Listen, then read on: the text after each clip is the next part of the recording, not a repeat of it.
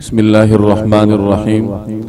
حضرت جابر بن سمرہ رضی اللہ تعالی عنہ کی روایت ہے جس کا مفہوم یہ ہے کہ میں نے نبی کریم صلی اللہ علیہ وسلم کے دونوں شانوں کے درمیان مہر نبوت دیکھی جو ایک سرخ رنگ کا خدود تھا اور مقدار میں کبوتر کے انڈے کے برابر تھا۔ یہ شمائل ترمذی کی روایت ہے۔ نبی کریم صلی اللہ علیہ وسلم کے دونوں کندھوں کے درمیان گوشت کا ایک چھوٹا سا ابھار تھا، نسبتاً بائیں کندھے کے قریب تھا۔ یہ ابھار بڑا چمکیلا تھا، مقدار میں کبوتری کے انڈے کے برابر تھا اور اس کے ارد گرد بڑے خوشنما بال تھے، بہت خوبصورت معلوم ہوتا تھا۔ یہی نبی کریم صلی اللہ علیہ وسلم کی مہر نبوت تھی۔ بعض کمزور درجے کی روایات سے معلوم ہوتا ہے کہ اس کے اوپر محمد الرسول اللہ بھی لکھا ہوا تھا۔ نبی کریم صلی اللہ علیہ وسلم کے خاتم النبیین ہونے کی علامت تھی یہ مہر نبوت۔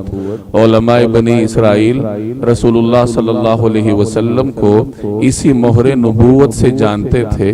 یہ مہر نبوت نبی کریم صلی اللہ علیہ وسلم کی ولادت سے ہی آپ کے دونوں کندھوں کے درمیان تھی، اور شق صدر کے موقع پر جب فرشتوں نے آپ صلی اللہ علیہ وسلم کے قلب اطہر کو جنت کی لائی ہوئی برف سے دھویا اور اس کے بعد آپ کے سینہ مبارک پر ٹانکے لگائے، اس کو سی لیا، تو اس موقع پر انہوں نے اس مہر نبوت کی دوبارہ تجدید کی۔ بعض روایات سے ایسا معلوم ہوتا ہے کہ جب رسول اللہ صلی اللہ علیہ وسلم اس دنیا سے پردہ فرما گئے تو یہ مہر نبوت بھی ختم ہو گئی۔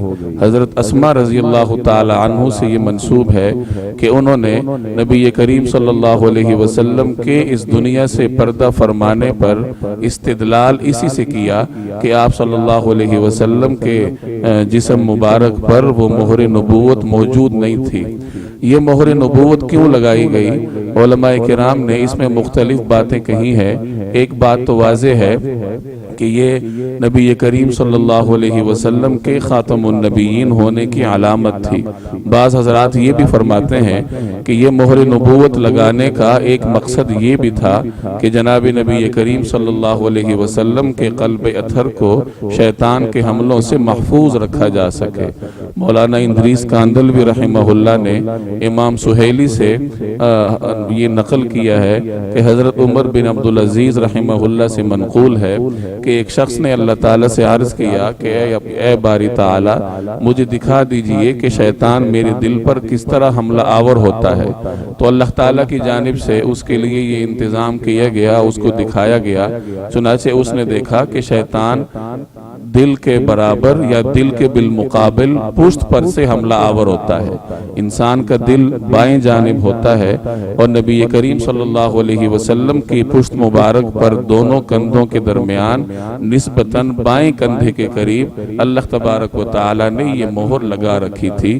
آج جو ہم نے روایت پڑھی ہے حضرت جابر رضی اللہ تعالی عنہ کی، اس میں اسی مہر نبوت کا ذکر ہے کہ حضرت جابر بن سمرہ فرماتے ہیں کہ میں نے نبی کریم صلی اللہ علیہ وسلم کے دونوں شانوں کے درمیان مہر نبوت دیکھی جو ایک سرخ رنگ کے خدود کی طرح تھی اور مقدار میں کبوتر کے انڈے کے برابر تھی۔